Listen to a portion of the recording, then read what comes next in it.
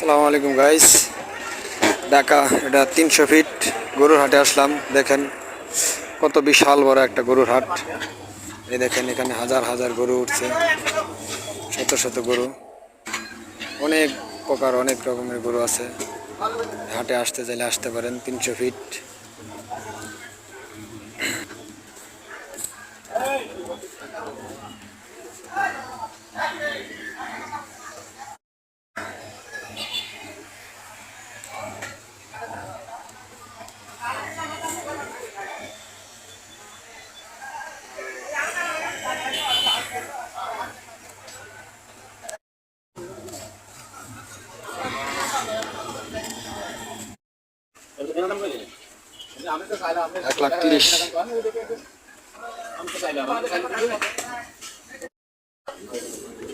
1,30,000।